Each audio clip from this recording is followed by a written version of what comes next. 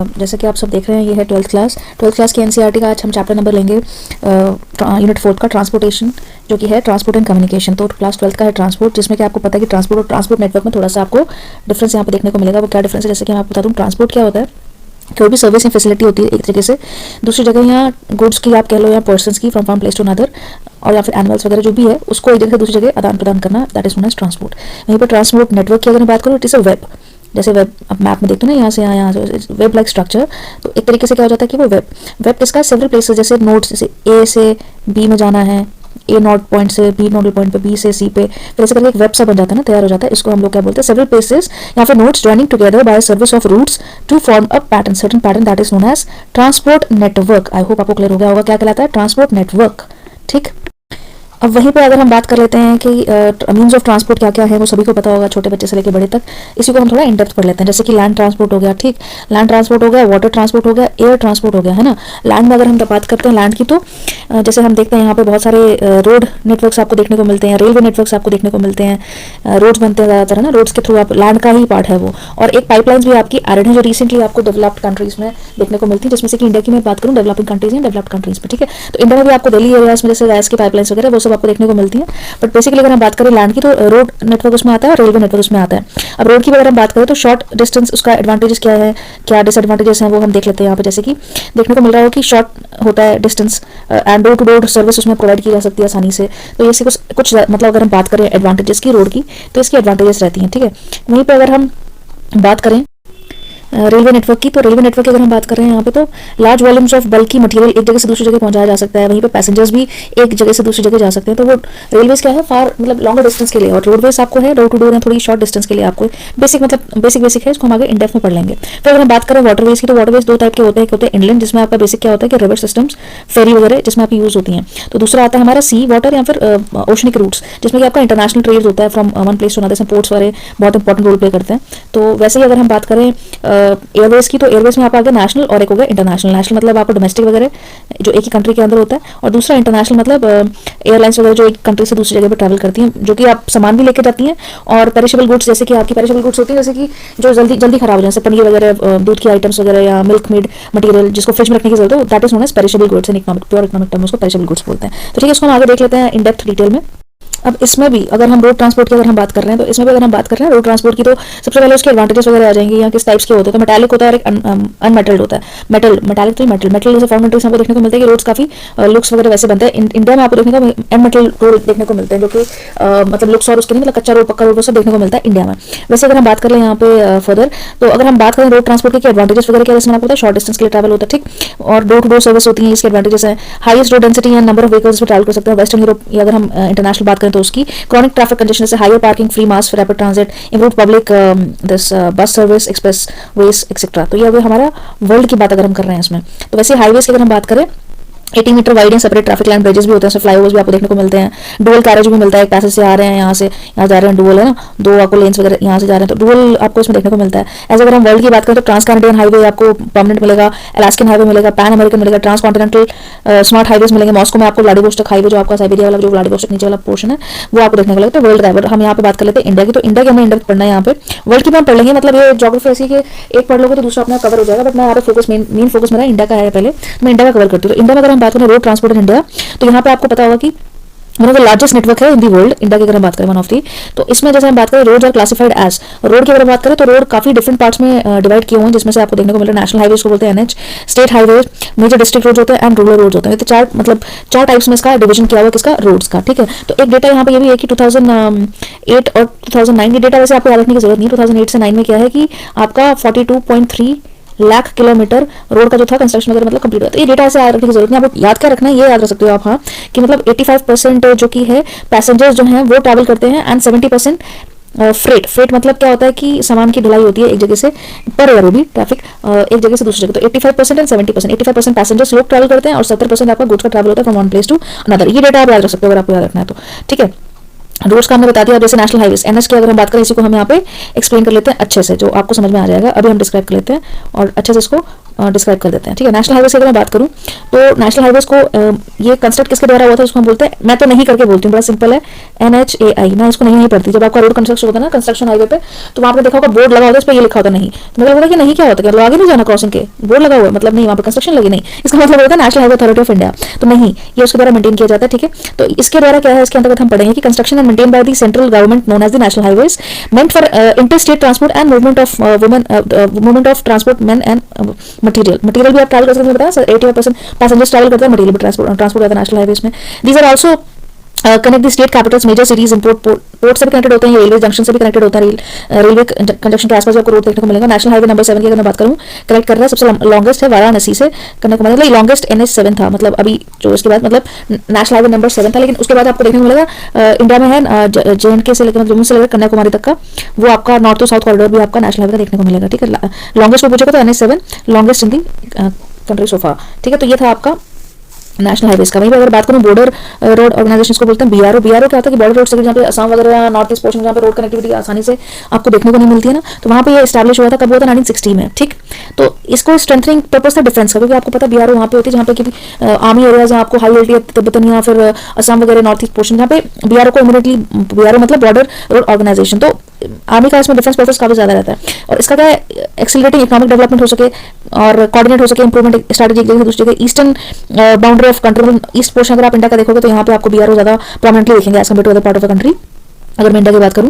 And has constructed roads and highway, high altitude में तो construction उन्होंने की हुई है, रगड़ टेरेन में जहाँ पे इम्पॉसिबल है रोड बनाना, वहाँ पे उन्होंने बनाया हुआ है, जॉइनिंग चंडीगढ़ विद मनाली, ये भी आपका देखने को मिलेगा, हिमाचल प्रदेश लेह लद्दाख का रोड ये भी आपको देखने को मिलेगा, एग्जाम्पल आप इसमें देख सकते हो। ठीक है, फिर अगर हम बात करें स्नो क्लियरेंस इन हाई ऑल्टीट्यूड एरिया, अगर किसी को फंस गया तो स्नो वगैरह एरिया, तो वहाँ पे भी BRO अपना रोल प्ले करता है। फिर अगर हम बात करें the international highways are meant to promote the harmonious relationship with the neighbourhood countries and providing effective links with India, तो ये तो होगा बाकी बात। वहीं पर अगर मैं आपको इसको मैप के थ्रू दिखाना चाहूँ तो आप वहाँ पे देख लो एक बार जल्दी से।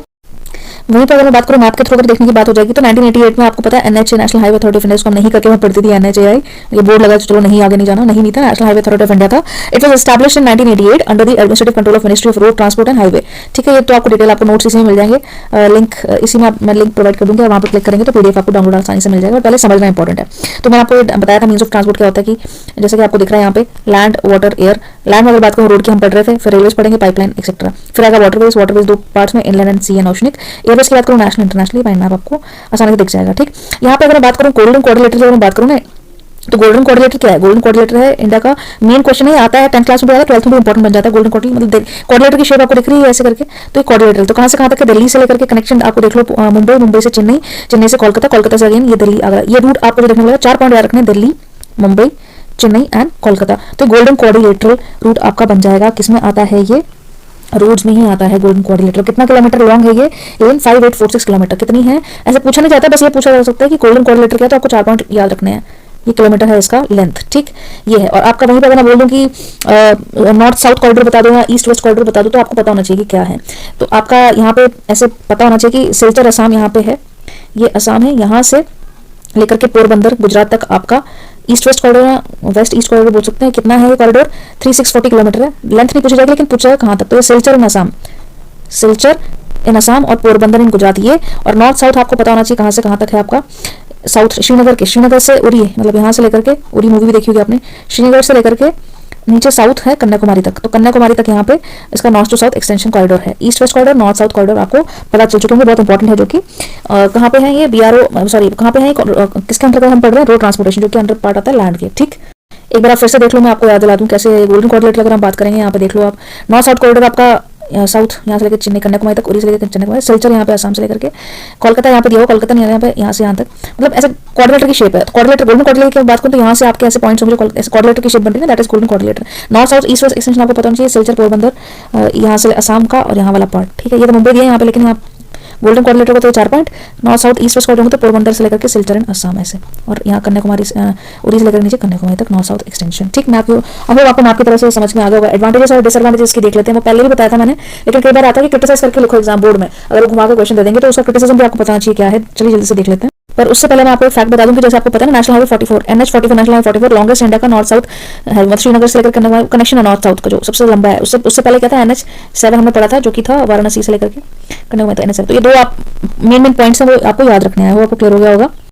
ठीक, नेशनल हाईवे के बाद अगर हम बात करें अदर रोड्स की, तो एक्सप्रेसवेज वो रिसेंटली हैं, बट अभी नहीं होंगे, न्यूयॉर्क सिटी वगैरह में होते हैं, इंडिया में डेवलप हो रहे हैं। स्टेट हाईवेज की अगर हम बात करें तो पीडब्ल्यूडी डिपार्टमेंट जो है वो उसको देखता है। पीडब्ल्यूडी डिपार्टमेंट मतलब पब्लिक वर्क एंड डिपार्टमेंट के अंतर्गत आता है स्टेट हाईवे की कंस्ट्रक्शन। उसके बाद डिस्ट्रिक्ट रोड्स भी आते हैं। डिस्ट्रिक्ट रोड आपको डिस्ट्रिक्ट हेडक्वार्टर जो सेकंड करता है। रूरल रोड जो होते हैं कि आपको देखने को मिलेगा कि 80% of the total road length जो है अबाउट ये क्या इंडिया की कैटेगराइज है रूरल रोड में। कच्चा रोड जो आपको लिंक रोड जो होती है ना, लिंक करते हैं उसको भी ये रूरल रोड्स उसमें नेटवर्क में आता है। ये सारा हमने कवर किया रोड ट्रांसपोर्ट में। वहीं पे आप जल्दी से हम देख लेते हैं कि इसके एडवांटेजेस और डिसएडवांटेजेस क्या हैं। वैसे पहले भी बताई थी कि अगर कोई पॉजिटिव साइड देखेगा ना, अगर बोलेगा कि पॉजिटिव क्या है, तो आपको देखने को मिलेगा कि लेस एक्सपेंसिव है टू ट्रैवल, डायरेक्ट डिलीवरीज हो जाती है, इससे शॉर्ट डिस्टेंस में आप जल्दी से ट्रैवल कर सकते हो एक जगह से दूसरी जगह। आइडल है for perishable good. Perishable goods क्या होते हैं, जल्दी खराब जाती है गुड, उनको हम एक जगह से दूसरी जगह आसानी से ट्रैवल करवा सकते हैं। जैसे कि आपके मिल्क होगी, फूड्स वगैरह, इकोनॉमिक टर्म होती है पेरिशेबल गुड्स, ठीक है। नो टाइम कांस्टेंट है, there is no time to travel constant at any occasion. No time आप जब भी जाओ ट्रैवल कर सकते हो, अनलाइक एयरलाइंस के पहले आप 1 घंटा पहले जाओ, फिर इंटरनेशनली अगर अलाउ करेंगे तब जाओ, ऐसा नहीं होता। तो ये बेनिफिट्स में आ जाते हैं आपके। अपार्ट फ्रॉम दैट और कोई आपको देखना है इसमें बेनिफिट्स क्या है, अगर आपको पॉइंट लिखने के लिए अगर 5 नंबर के लिए 6 नंबर के लिए है तो आइडल नो टाइम कांस्टेंट हो गया। पैकेजिंग फ्री प्रोडक्ट्स आपको आसानी से मिल सकते हैं। मोरो वर्सेटैलिटी है रोड्स की। और अगर लिमिटेशन की बात करें, मतलब अगर नेगेटिव में आगे के बताओ, नेगेटिवली बताओ, इसको क्रिटिसाइज करो, तो क्या होगा कि इश्यूज में आ जाएगा कि अनपेव्ड रोड, मतलब approximately half of the road unpaved है, मतलब आपको पिटहोल्स वगैरह वो सब देखने को मिलेगा, मडी एरियाज में, तो इतना कंफर्टेबल नहीं रहता जर्नी। इंफ्रास्ट्रक्चर की अगर हम बात करें वो इश्यूज रहते हैं इंफ्रास्ट्रक्चर। अगर आप नेशनल हाईवेज की बात करो तो इतनी कैपेसिटी नहीं है, दिन ब दिन डिटेट होती जा रही है, ब्रिजेस वगैरह कोलैप्स हो जाते हैं या क्रॉसिंग उसको ई वे पासिंग करना इनसफिशिएंट है। ये नेगेटिव साइड में दूसरा पॉइंट। और तीसरा पॉइंट अगर मैं बात करूँ यहाँ पे देखा जाए तो ये है कि आपका various stop points on road है, जगह जगह आपको रुकना पड़ता है, टोल वगैरह वो सब कलेक्टिंग टैक्स है, वो सब आप बाद में देख सकते हो। फिर एमिनिटीज लैकिंग है, जैसे along the roadways essential service like repair shops, first aid centre, telephone, clean bottoms और फूड एक्स्ट्रा इतनी आसानी से अवेलेबल नहीं होता है। थोड़ा आगे जाकर के अगर बीच रोड में कोई खराब होगा तो कैसे जाओगे, फिर वो सब इसके नेगेटिव साइड में। फिर breaking of road safety laws, कई लोग स्पीड ज्यादा रखते हैं तो रोड सेफ्टी जो है वो कॉम्प्रोमाइज हो जाती है, जिससे कि आपको एक्सीडेंट्स वगैरह देखने को मिलते हैं। फिर ओल्ड या ऑब्सोलीट टेक्नोलॉजी आपको देखने को मिलती है कि रोड में अभी भी हम देखेंगे तो कंस्ट्रक्शन क्या है, इंजीनियरिंग जो प्रोसेस है वो आउटडेटेड है, ऑब्सोलीट मतलब पुराना। तो ये सारे इसकी ड्रॉबैक्स हैं। पॉजिटिव साइड तो हर कोई लिख देता है, लेकिन ड्रॉबैक भी पता होने चाहिए, तो सारे पॉइंट्स हैं इसके, ठीक है। इसी के साथ हमारा रोडवेज खत्म होता है, समाप्त होता है। नेक्स्ट हम मूव करते हैं हमारा रेलवेज की तरफ। तो चलिए रेलवेज का अगर हम बात करें, रेलवेज को जल्दी से हम पढ़ लेते हैं और जल्दी से देख लेते हैं कि रेलवेज का क्या सिनेरियो है। रेलवेज की अगर हम बात करूं तो 1853 में सबसे पहले, जैसे कि आपको दिख रहा होगा यहाँ पे, 1853 में क्या हुआ था, फर्स्ट टाइम ट्रेन चली थी बॉम्बे टू थाने, जो कि थी 34 किलोमीटर। ये आपको फैक्ट है, याद रखना चाहिए। वहीं पर अगर हम बात कर लें रेलवेज की तो क्या है, रेलवेज क्या है, बल्कि गुड्स और पैसेंजर भी है, वो लॉन्ग डिस्टेंस तक ट्रैवल कर सकता है। इसके फायदे हैं, एक जगह से दूसरी जगह पैसेंजर भी ट्रैवल करते हैं और लॉन्ग डिस्टेंस पे आपके बल्कि गुड्स भी ट्रैवल होती है, एक जगह से दूसरी जगह आदान प्रदान होता है गुड्स का, ठीक है। वहीं पर अगर इंडियन रेलवे की हम बात करें, नेटवर्क क्या है इसका, one of the longest in the world है रेलवे नेटवर्क जो ये की बात करें, one of the longest railway network है। साथ ही साथ इंडियन रेलवे वाज इंट्रोड्यूस, जैसे मैंने आपको बताया 1853 में इंट्रोड्यूस हुआ था, अंग्रेजों के टाइम पीरियड पे आप बात कर सकते हो। और इसका सबसे पहले ट्रेन जो चली थी वो मुंबई टू थाने चली थी, 34 किलोमीटर। ये मुंबई महाराष्ट्र का, ये दोनों एरियाज हैं, यहाँ पे हैं ये मैप है ना, मुंबई टू थाने, ये रीजन। तो 34 किलोमीटर वो थी, ठीक। Indian railway is the largest government undertaking in the country. PSU मतलब पब्लिक सेक्टर के अंदर आता है, पीएसयू पब्लिक सेक्टर अंडरटेकिंग मतलब गवर्नमेंट के अंदर आता है। अगर पीएसयू नहीं लिखना है आपको तो आप बोल सकते हैं गवर्नमेंट के बेस्ट एग्जांपल है रेलवेज। अभी गवर्नमेंट इसको रन कर रही है, ठीक है। अभी कुछ प्राइवेट कंपनीज भी अभी हम आगे देखने को मिलेंगी जो इसको ओवरटेक कर लेंगी, तो ये गवर्नमेंट के अंदर आता है, पीएसयू के अंदर आता है, ठीक है। Railway system has been divided into 16 zone. आपके एनसीईआरटी के हिसाब से लिखा हुआ 16 जोन, लेकिन करंटली क्या है 18 जोन बन चुके हैं। लेकिन आप लिखेंगे वही जो आपके एनसीईआरटी में होगा बोर्ड क्लासेस को स्पेशली, लेकिन मैं आपको इन्फॉर्मेशन के लिए बता रहा हूं कि 18 जोन भी हो चुके हैं। वही अगर हम बात करें, metro rail has revolutionised the urban transport system in Kolkata and Delhi. Kolkata and Delhi की हम बात करें तो काफी रेवोल्यूशनाइज हो गया, आपको मेट्रो ट्रेन जैसे वंदे भारत में जो रिसेंटली जो देखने को मिल रही है, मतलब काफी रेवोल्यूशनाइज हो गया बेटर फैसिलिटीज के साथ। वहीं पर अगर मैं जोन की बात करूं तो लखनऊ का जो यूपी का जोन है लखनऊ का, वो काफी मतलब हाईएस्ट को रिगार्ड मिला हुआ है, 16 जोन है ना उसमें से। वो जस्ट इन्फॉर्मेशन दे रही हूं, आपको पता होना चाहिए 16 जोन है, ठीक है। फिर on the basis of width of the track of Indian railway there are 3 categories. सब 3 कैटेगरी में इसको डिवाइड किया रेलवे को। एक है ब्रॉड कैटेगरी, एक है मीटर गेज जिसको बोलते हैं, और एक है नैरो गेज, ठीक है। गेज क्या होता है अगर आप उससे पहले पूछोगे तो गेज होता है कि जो रेलवे की पटरियां होती है ना उसका जो डिस्टेंस है, हाई एरिया हिली एरियाज में जाओगे तो पटरियां छोटी भी कई बार आपको ट्रैवल करने को मिलती, पहले देखने को मिलती है। आजकल तो चलो इंफ्रास्ट्रक्चर डेवलप हो गया, लेकिन अभी भी कहीं आपको नैरो गेज देखने को मिलता है जो कि इतना प्रतिशत है। लेकिन अगर मैं नैरो गेज की बात करूँ कि कितना से कितने प्रतिशत वो वहां पे उसकी विड्थ हो सकती है, तो ये होगी आपकी 0.762 से लेकर के 0.6 मीटर तक आपकी होती है, किसकी, नैरो गेज की बात करूं, ठीक। वहीं पर मीटर गेज की बात, और ये हिली एरियाज में प्रोमिनेंटली आपको देखने को मिलता है, छोटी ट्रेन वहां पर ट्रैवल करती हैं, डिस्टेंस कम होता है, ठीक। वहीं पर अगर मैं मीटर गेज की बात करूं, नाम ही मीटर गेज है, ये 21% होगा इसका मीटर गेज की ना। अगर मैं बुक्स की अकॉर्डिंग बात करूं तो 1 मीटर इसकी विड्थ हो सकती है, ठीक, यहाँ से यहाँ तक विड्थ मतलब ये पटरी के बीच में होता है ना, ये गेज होता है। फिर वही बात करूं ब्रॉड गेज नाम से पता चल रहा है कि ब्रॉड है, तो ये ब्रॉड गेज आपकी 1.676 मीटर इसकी विड्थ हो सकती है, देखने को मिल सकती है, इतनी विड्थ के होते हैं ब्रॉड गेज, ठीक। ये आपको 3 पार्ट में डिवाइड है। अगर मैं कोंकण रेलवे की बात करूं ना, कोंकण आपको, कोंकण कौन सा है, कोंकण गोवा वाला रीजन है, मुंबई के नीचे कोंकण इसको बोलते हैं कोंकण। तो कोंकण रेलवे 1998 में हुआ था, इसका 760 किलोमीटर लॉन्ग था ये। रोहा एंड महाराष्ट्र की बात करूं, मैंगलोर से लेकर कर्नाटका, ये इंजीनियरिंग का एक बहुत बेहतरीन नमूना आपको देखने को मिलता है। कौन सी प्लेस आप याद रखना, Roha and Maharashtra to Mangalore map में आपको दिखाऊं ना यहाँ पे अगर बना करके, तो यहाँ पे बैंगलोर है, यहाँ पे कोंकण और महाराष्ट्र से लेकर के ये एरिया इस एरिया की बात कर रही हूँ तो रोहाई महाराष्ट्र, मैंगलोर एंड कर्नाटका। एक इंजीनियरिंग आपको इसमें साइड बहुत मार्वल या बहुत बेटर इंजीनियरिंग कंस्ट्रक्शन आपको देखने को मिलेगा। It crosses 146 reverse, 186 river cross करके। स्ट्रीम्स में आपको बहुत सारे झरने उसकी देखने को मिलेंगे, स्ट्रीम्स फाउंटेन तो नहीं, स्ट्रीम्स देखने को मिलेंगे। नियरली 2000 ब्रिजेस हैं यहाँ पे एंड 91 टनल्स को क्रॉस करके, मतलब एक तरीके से बेहतरीन नमूना आपको देखने को मिलेगा इंजीनियरिंग का। एशिया का लार्जेस्ट टनल है which is nearly 6.5 kilometre long, also lies in this route. इसी रूट पे आपका लाई करता है 6.5 किलोमीटर रूट जो आपका है, इसमें आपका ये लाई करता है। रूट कौन सा? रोहाई महाराष्ट्र से लेकर के मैंगलोर तक का जो रूट है। ठीक, वहीं पर अगर हम बात करें तो states of Maharashtra, Goa and Karnataka are partners in the undertaking. कौन सी स्टेट? महाराष्ट्र, गोवा एंड कर्नाटका, ये 3 स्टेट को क्रॉस करके बनता है। कितने कितने ब्रिज काउंट हुए मैंने आपको बता दिया हुआ है इसमें। ये था आपका क्या? Railways network. अब वहीं पे रेलवे के एडवांटेज तो आपको सबको पता है, डिसएडवांटेज क्या है वो हम जल्दी से देख लेते हैं with the help of map और वो सब डिसएडवांटेज। ये बेनिफिट की अगर मैं बात करूँ तो हाई कैपेसिटी कैरियर है, एक जगह से दूसरी जगह पर आराम से पैसेंजर ट्रैवल कर सकता है। इको फ्रेंडली भी कई जगह पे आपको देखने को मिलता है, कितनी पोल्यूशन नहीं होती इतनी की आपकी रोडवेज में आपको देखने को मिलता है। कार्बन डाइऑक्साइड रिलीज होती है और इको फ्रेंडली थोड़ा सा आप उसको बोल सकते हो। सबसे ज्यादा इको फ्रेंडली आपको तो वाटर वाला भी रहेगा, लेकिन कई बार उसमें भी ऑयल वगैरह ट्रांसपोर्ट वगैरह लीक हो जाता है, आगे हम पढ़ेंगे। फिर लो एनर्जी कंजप्शन आपको देखने को मिलती है 20% less than your this road transport. और वहीं पर अगर हम बात करें तो ग्रेटर ट्रैफिक कैपेसिटी है, आप चाहें तो एक जगह से दूसरी जगह ट्रैफिक फ्री, मतलब जैसे रोडवेज में आपको ट्रैफिक लगता है वैसे उससे हटके है। Very low space occupation, faster है। बेनिफिट्स ऑफ रेल ट्रांसपोर्ट के बाद लो कॉस्ट ट्रांसपोर्टेशन है, फास्टर ट्रैवल हो जाता है, एक जगह से दूसरी जगह जल्दी आप पहुंच जाते हो। ये सारे इसके पॉजिटिव साइड्स आपको रेलवे के देखने को मिलेंगी। लॉन्गर डिस्टेंस गुड्स की एक जगह से दूसरी जगह हम लेके जा सकते हैं। अब अच्छी जगह तो हम देख सकते हैं, नेगेटिव साइड आपको देखने की जरूरत है। यहाँ पर नेगेटिव क्या है? ओवर क्राउडेड टेबल, बहुत पॉपुलेशन रहती है, इसमें एक्सेंट देखने को मिलेगा आपको मुंबई में। ठीक है, अनफेवरेबल जोग्राफिकल कंडीशन, जैसे बहुत ऊंचाई पे जाना तो वहाँ पे आपको रेल हर जगह तो नहीं मिलती है, जैसे नॉर्थ ईस्ट में चले जाओ या कहीं हायर एरियाज में तो वहाँ पे भी जोग्राफिकल कॉन्स्टेंट आ जाता है। ठीक है, फेयर्स कंपटीशन आपको रेलवे में देखने को मिलेगा कि कंपटीशन है यहाँ पे आपको देखने को मिलेगा। पैसेंजर की बात करें, ट्रैफिक की बात करें, फ्रेट ट्रैफिक मतलब होता है आपकी मालगाड़ी वाला जो आपको माल ढुलाई होती है एक जगह से दूसरी जगह। फिर अनप्रॉफिटेबल प्रोजेक्ट है यहाँ पे कि आपको पता है कि पब्लिक सेक्टर मतलब रेलवे डूबता जाता है, मतलब काफी घाटा देखने को मिलता है, तो अनप्रॉफिटेबल है ज्यादातर। डेवलप अनप्रॉफिटेबल है ज्यादातर, गवर्नमेंट को इसका काफी नुकसान रहता है कई बार, क्योंकि लोग उसकी देख नहीं करते हैं, गवर्नमेंट प्रोडक्ट है तो उसके तोड़ फोड़ देते हैं या इतना मेंटेनेंस करने में प्रॉब्लम रहती है, ये इसके नेगेटिव साइड है। फिर एडिशनल लोड मिल जाता है ट्रैफिक में, एनटीपीसी इलेक्ट्रिसिटी जो है उसमें ज्यादा यूज होती है कई बार। फ्यूल हाइक्स हो जाते हैं कई बार, आपको कोयले का इंजन आजकल नहीं चलता, लेकिन कई बार आपको जैसे हाई एरिया में हिली एरिया में जाना पड़े तो वहाँ पे आपको ये देखने को मिलता है। रिप्लेसमेंट ऑफ इक्विपमेंट, जैसे कि मेजॉरिटी ऑफ इक्विपमेंट ओल्ड है तो उसको रिप्लेस करना बहुत मुश्किल हो जाता है, तो ऐसे कुछ आपके ये सब आपको देखने को मिलेगा नेगेटिव साइड्स किसकी? रेलवेज की। ठीक है, वहीं पर अगर मैं बात कर लूँ ट्रांस कॉन्टिनेंटल रेलवेज की, जो वर्ल्ड का टॉपिक है, इंडिया में कवर किया, वर्ल्ड का थोड़ा सा बता दूं यहाँ पे। ट्रांस साइबेरियन रेलवे की अगर हम बात करें तो ये है, this is trans Siberian railway, नाम से कंफर्म हो रहा है कि रशिया का जो पार्ट आपको देखने को मिलता है ना, रशिया का जो आपको पार्ट देखने को मिलेगा, रशिया से लेकर के व्लादिवोस्टोक, सेंट पीटर्सबर्ग से लेकर के व्लादिवोस्टोक का जो आपका है पैसिफिक कोस्ट और ईस्ट कोस्ट, ये आपको रशिया मैप में आप इसको जाकर के जरूर देखें। ये मैं आपको जल्दी जल्दी से रिवाइज करके बता रही हूँ। ये है ट्रांस साइबेरियन रेलवे। दूसरा है, it is the most important route in between Asia and the longest double track road है जो कि इलेक्ट्रिफाइड है, ट्रांस इसको रेलवे में इन दी वर्ल्ड। दूसरा है ट्रांस कैनेडियन रेलवे, कनाडा का कितना किलोमीटर लॉन्ग है? 7050 किलोमीटर लॉन्ग रेल लाइन है इन कनाडा। रन्स फ्रॉम कहां से कहां तक रन करती है? हैलिफैक्स से लेकर के वैंकूवर एंड पैसिफिक कोस्ट तक ये रेलवे लाइन बिछाई हुई है और होती मतलब लंबी है। It gain economic significance because it's connected the क्वी मॉन्ट्रियल इंडस्ट्रियल रीजन जो कि बड़ा फेमस है with the belt of the prairie region and coniferous forest जो कॉनिफेरस ऐसे होते हैं वहां तक कनेक्ट करती है region in the north. Canada का था ये। फिर आपका है यूनियन एंड पैसिफिक रेलवे है, ये कनेक्ट करती है New York on Atlantic coast to San Francisco Pacific coast. फिर है आपकी Australian trans continental railway, it connect Sydney in the east and Perth. Sydney आपको पता होगा ऑस्ट्रेलिया में ज्यादातर लैंड जो कि है वो रेगिस्तानी है, मतलब डेजर्ट ज्यादा है, तो ये कनेक्ट करती है सिडनी को कहां से? पर्थ तक। ये ऑस्ट्रेलिया की हो गई। फिर हम बात करते हैं द ओरिएंट एक्सप्रेस, ये कहां से? Runs from Paris to Istanbul run करती है ओरिएंट एक्सप्रेस वे। तो नेक्स्ट हम टॉपिक बढ़ते हैं, नेक्स्ट टॉपिक की तरफ जो है हमारा वाटरवेज। वाटरवेज की अगर मैं बात करूं, वाटरवेज को दो पार्ट में डिवाइड किया गया, जैसे कि आपको यहाँ पे दिख रहा है। एक तो आपका होगा इनलैंड वाटरवेज जो कि आपका रिवर सिस्टम होता है एक जगह से दूसरी जगह, और दूसरा सी रूट्स या फिर ओशनिक रूट्स जो कि आपका इंटरनेशनल ट्रेड्स के लिए भी काम करते हैं। और सबसे चीपेस्ट अगर मैं फायदा बताऊं, सबसे चीपेस्ट होता है आपका वाटरवेज, क्योंकि यहाँ पे रोड बनाने का कंस्ट्रक्शन है, पुल ब्रिजेस बनाने का इतना कंस्ट्रक्शन में मतलब इतना खर्चा नहीं जाता है, पानी है पानी में चले गया आराम से। ठीक है, और प्लस ये इको फ्रेंडली भी होता है। सेकंड इसके एडवांटेज ये है जो कि आपको बाद में बताऊंगी। मेंटेनेंस कॉस्ट भी इसकी बहुत कम होती है, कैरियर भी उसका हेवियर और मटेरियल्स में ट्रैवल कर सकते हैं। कार्गो शिप्स जो बड़ी बड़ी शिप्स होती हैं सामान वाली कार्गो शिप्स बोलते हैं, वो चीपर। और अभी भी आज की डेट में अगर हम बात करें, सबसे ज्यादा आपका जो आपका बाहर से निर्यात होता है, ट्रेड होता है, वो आपका एयरवे से नहीं होता है, अभी आपका वाटरवेज के थ्रू ही होता है कंट्रीज का आपस में ट्रेड, जो कि आज भी तो सबसे ज्यादा चीपेस्ट होता है। ये सारे इसके बेनिफिट्स हो गए।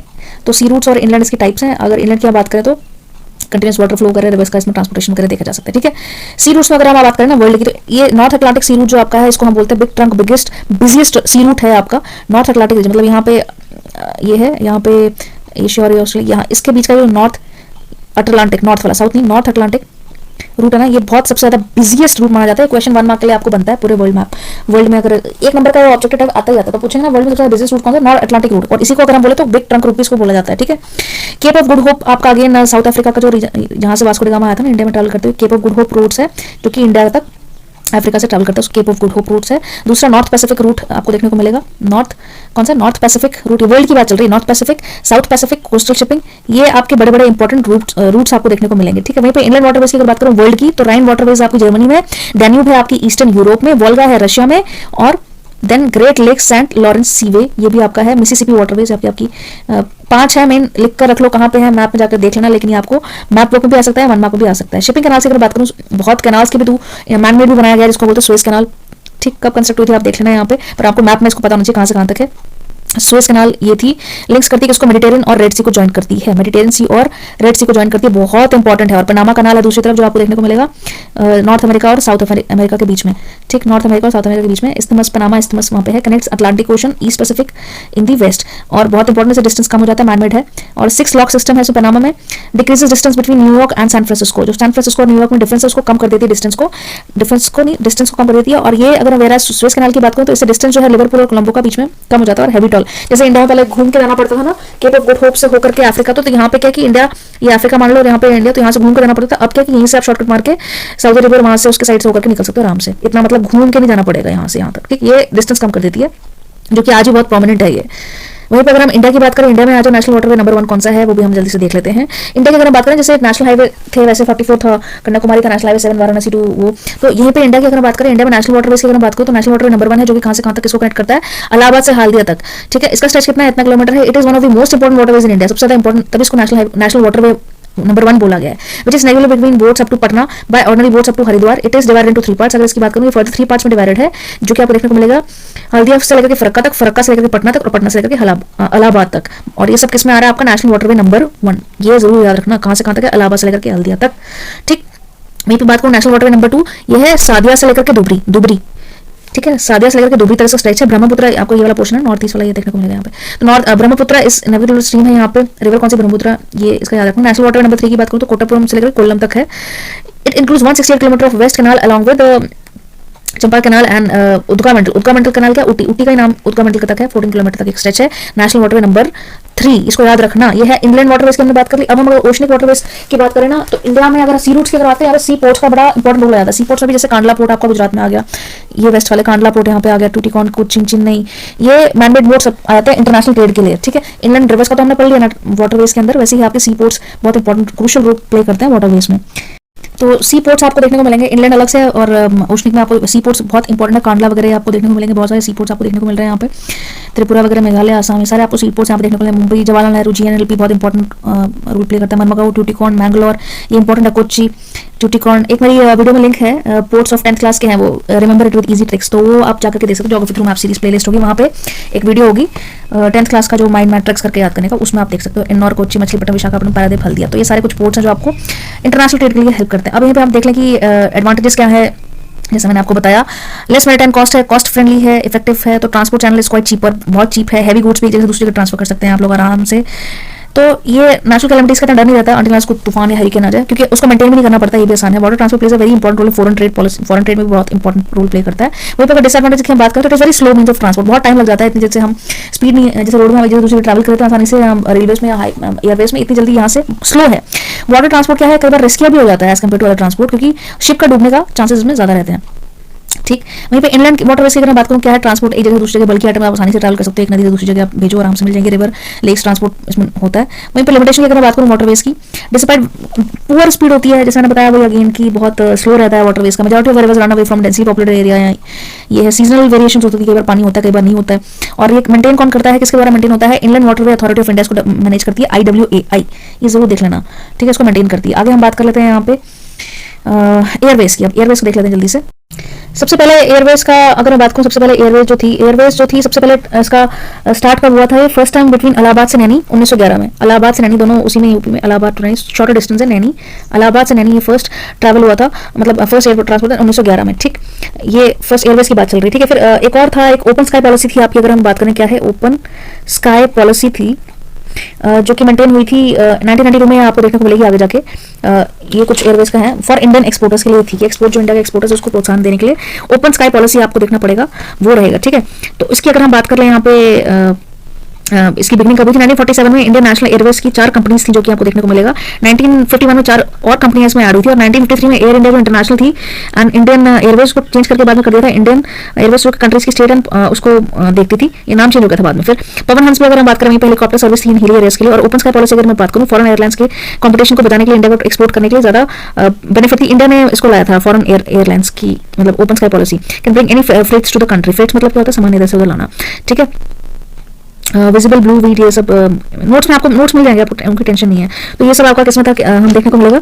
ये आपका था एयरवेज में, एयरलाइंस में है, एयरवेज में आपको देखने को मिलेगा। जल्दी से जल्दी इसको हम देख लेते हैं एयरवेज का ओपन स्काई 1992। उसके बाद हम देख लेंगे पाइपलाइन। पाइपलाइन का क्या है और हाँ इसका बेनिफिट्स और आप बेनिफिट सबको पता है कि आसानी से इसको ले सकते हैं। और इसका नेगेटिव साइड अगर मैं देखने को मिले कि नेगेटिव साइड की बहुत चीपर नहीं है, बहुत कॉस्टली है, वाइट पेट्रोल बहुत महंगा आता है। और दूसरी अगर मैं बात करूँ यहाँ पे कि बेनिफिट में है कि जल्दी सर्विस मिल जाती है, तो इसके एडवांटेजेस और डिसएडवांटेजेस भी आपको देखने को मिल जाते हैं। नेक्स्ट हम बात करेंगे पाइपलाइन की। पाइपलाइन को जल्दी से देख लेते हैं।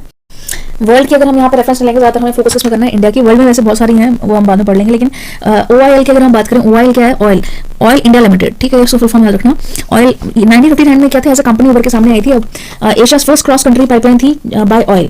ऑयल मतलब ऑयल इंडिया लिमिटेड की फर्स्ट क्रॉस कंट्री एशिया की। और नहर कांटे ऑयल फील्ड जो असम में है और डिगबो भी आपको पता होगा असम में है, पर यहाँ पे जो सबसे प्रोमिनेंट है नहर कांटे oil field in Assam to Al Biruni, sorry not Al Biruni to Barauni in Bihar. मैं आपको मैप में दिखा दूंगी, ये याद कर लेना। मेजर पाइपलाइन है आपकी रिफाइनरी, ठीक है।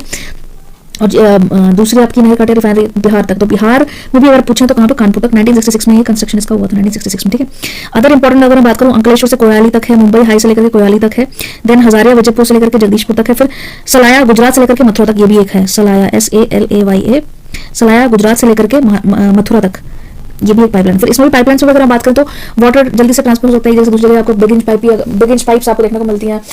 क्या होती है आपको पता होगा कि साइज उनका बड़ा होता है। पानी जैसे आप लेते हो ना कहीं पर भी आप होंगे तो आपको पानी पाइप्स के थ्रू मिलता है, तो ये पाइपलाइंस के थ्रू मिलता है। पेट्रोलियम भी आजकल एक जगह से दूसरी जगह ट्रैवल हो जाता है। फॉरेन कंट्री में तो जल्दी हो जाता है क्योंकि वो डेवलप्ड है, लेकिन इंडिया में भी डेवलपिंग कंट्रीज है तो पेट्रोलियम का भी बात चल रही है फिर कि कंस्ट्रक्शन होगा। फिर नेचुरल गैस भी आपको आसानी से मिल जाती है। जैसे दिल्ली में आप हाई पॉश उसमें जाओ तो वहाँ पे आपको जो गैसेस हैं वो डायरेक्टली पाइप के थ्रू आपको मिल जाती है। लिक्विफाइड कोल वगैरह, मिल्क वगैरह आगे बात चल रही है डायरेक्ट पाइप के थ्रू मिल जाए, ठीक है। तो ये था पाइपलाइंस का। मैप के थ्रू मैं आपको दिखाने की एक बार कोशिश करती हूँ, इसको जल्दी से देख लो। ये आपका पाइपलाइन का जल्दी से आ गया। आपको पता होगा कि क्या क्या है पाइपलाइन, क्या है एडवांटेज आपको पता है कि इजीली एक जगह से दूसरी जगह ट्रांसफर हो जाती है, जल्दी भी, इसका टाइम कंज्यूमिंग भी नहीं है और कॉस्ट एक बनने का ज़्यादा, लेकिन उसके बाद मेंटेन रिकवर हो जाता है आसानी से। Small amount of energy consume होती है, इसमें कोई इलेक्ट्रिसिटी वगैरह नहीं जाती है और डिलेस वगैरह लॉसेस वगैरह जल्दी मिल जाता है। और आपको इंपॉर्टेंट मैंने बता दिया सारी पूछे वाला जामनगर लोनी LPG पाइपलाइन भी है, इतना गेल जिसको मेंटेन करता है GAIL. Gas authority of India limited, GAIL कई बार फुल फॉर्म आ जाती है, देख लेना इसको आप। फिर कांडला भटिंडा पाइपलाइन, ये सारी आपकी पाइपलाइंस है, ठीक है। वहीं पर अगर मैं बात करूँ यहाँ पर पाइपलाइंस को अगर देखना हो तो कैसे है, क्रूड मतलब कच्चा तेल, तो क्रूड पाइपलाइन आपको इस कलर से देखने को मिल रही होगी। LGN पाइपलाइन आपको इस कलर से देखने को मिलेगी। प्रोडक्ट्स एक जगह से दूसरी जगह जाने के लिए भी आपको पाइपलाइन से आपको देखने को मिलेगी, आप इसको देख सकते हैं ऐसे करके। मटेरियल आपको मिल जाएगा, टेंशन नहीं लेनी है आपने। फिर वहीं पे आपको एयरलाइंस की भी मैं आपको मैप दिखा दूँ, एयरलाइंस का मैप जो आपने पीछे रह गया था। एशियन के जैसे मुंबई है, यहाँ से लेकर के आप ट्रैवल करते हैं, जैसे new Delhi main Indira Gandhi international airport, फिर आपका मदुरई वगैरह विशाखापट्टनम, ये सारा। फिर आपका यहाँ पे भी है इस पोर्शन, तो आपको थोड़े बहुत इंपॉर्टेंट याद कर लेने चाहिए, मैप में भी आपको दिख जाएगा। नेक्स्ट हम बात करते हैं कम्युनिकेशन एंड नेटवर्क की, जल्दी से को देख लेते हैं। कम्युनिकेशन की अगर मैं बात करूँ ना तो पर्सनल, दो टाइप की कम्युनिकेशन होते हैं, पर्सनल और एक मास, ठीक। पर्सनल और मास। पर्सनल आपको पता है कि पर्सनली आप कुछ भी गाने वाने कम्युनिकेट कर रहे हो, टेलीफोन एक जगह दूसरी जगह, ये सब तो पर्सनल कम्युनिकेशन है वो, ठीक है। मास कम्युनिकेशन क्या होता है कि जहाँ पे आप बड़े एरिया में लार्जर, जैसे आपको सोशल साइट्स वगैरह हो गए आजकल, तो मास कम्युनिकेशन में आ गया। इंटरनेट वगैरह मास कम्युनिकेशन के एग्जाम्पल्स आपको देखने को मिलेंगे। रेडियो, टेलीविजन, सैटेलाइट्स का भी आपको काफी रोल इसको देखने को मिलेगा। जिसके पीछे भी सैट लिखा होगा ना, तो सैट 80 या 80 मैक्सिमम वो सारी इनसैट, जीसैट, ये सारी इंडियन सैटेलाइट्स होती हैं। और IS वगैरह ये सारी मतलब ज्यादातर, जो नहीं कि मैंने बोल दिया तो वही, लेकिन ज्यादा इसमें सैट या इनसैट, जीसैट, सारी की सारी इंडियन होंगी। रशिया की भी आपको IRS यहाँ पे मिल रही है, मार्च 1988 में सेंसिंग रिमोट सेंसिंग सैटेलाइट थी, इंडियन रिमोट सेंसिंग, इसके द्वारा निर्मित थी। IRS रशिया के द्वारा बनाई गई थी। जैसे आपको पता है कि रशिया स्पेस में बहुत आगे है with the USA and China is also advancing nowadays, तो इंडिया थोड़ा लैग बिहाइंड था, लेकिन फिर भी इंडिया ने काफी सारी सैटेलाइट्स PSL वगैरह ये सारी लॉन्च की हुई है। तो वही अगर हम बात कर लें, PSL भी, आर्यभट्ट, रोहिणी, एप्पल, ये सारी इंडियन, और इनसेट ये सब पता होगा। जीसैट। मास कम्युनिकेशन की बात करूँ, रेडियो 1923 में आया था रेडियो क्लब ऑफ मुंबई के द्वारा, रेडियो, ठीक है, कब 1923 में by radio club Mumbai, radio club Mumbai, तब ये मुंबई नहीं था, बॉम्बे इसको बोला करते थे। और 1930 में वो आया था 1923 में। 1930 में क्या हुआ, इंडियन ब्रॉडकास्टिंग सिस्टम था, इंडियन ब्रॉडकास्टिंग सिस्टम, जिसको बाद में बना दिया गया ऑल इंडिया रेडियो। इसको बना दिया गया ऑल इंडिया रेडियो कब, 1936 में। ऑल इंडिया रेडियो का नाम चेंज करके 1957 में चेंज करके 1957 में 57 में नाम चेंज कर दिया इसका आकाशवाणी, जैसा बोलते हैं हेलो ये है आकाशवाणी, आप आकाशवाणी सुन रहे हैं। तो ये था मतलब कुछ की रेडियो का जॉब मतलब कम्युनिकेशन के बारे में आपको है, ठीक है। टीवी की अगर हम बात करें, टीवी कब आया था आपका, टीवी आपका आया था 1959 में इन दिल्ली। सैटेलाइट की मैंने बात करें तो सैटेलाइट मैंने आपको बता दिया, वही set INSAT multipurpose communication, meteorological observation etcetera, सारी सैटेलाइट्स हैं। वहीं पर नेशनल रिमोट सेंसिंग सेंटर अगर बात करूँ कहाँ पे है, नेशनल रिमोट सेंसिंग सेंटर कहाँ पे है, तो हैदराबाद, हैदराबाद याद रखना, हैदराबाद अगर 1 मार्क के लिए क्वेश्चन आ जाता है तो, ठीक। इसी के साथ आपका चैप्टर कंप्लीट होता है। एक्स्ट्रा अगर मैं बात करूँ वर्ल्ड की, मैंने बता दिया सुएज कनाल, मेडिटेरियन कनाल, ये सारे कनाल्स हैं, मैनचेस्टर, ये सब इसको कनेक्ट करते हैं नॉर्थ, यहाँ से आपको मिल जाएगा। नॉर्थ पॉइंट्स होते हैं एक जगह से दूसरी जगह, मतलब मैंने आपको बताया टू बी वो नेटवर्क हो जाता है यहाँ से ऐसे ट्रैवल करना। लॉस एंजल्स, बैंकॉक, नई दिल्ली, मुंबई, ये सब, रियो दी जेनेरो भी बहुत इंपॉर्टेंट है यहाँ पे आपको देखने को मिलेगा, एक्स्ट्रा है तो आपको इसी के साथ मिल जाएगा यहाँ पे। आई होप आपको सब कुछ समझ में आ रहा होगा और क्लियर हो गया होगा। इसी के साथ ये चैप्टर समाप्त होता है। अगर आपको ये लगता है तो प्लीज़ एक लाइक जरूर, इसको लाइक करिए, शेयर करिए और थम्स अप, बिकॉज ये टाइम बहुत लगता है। तो जैसा आपको ठीक लगे, आप चाहे तो उसमें कमेंट भी कर सकते हैं। अगर कमेंट करके बता सकते हैं नेक्स्ट टॉपिक कौन सा कवर करना है, मैं वही कवर करूँगी। That's all, signing off, MJ, bye bye, good night, take care.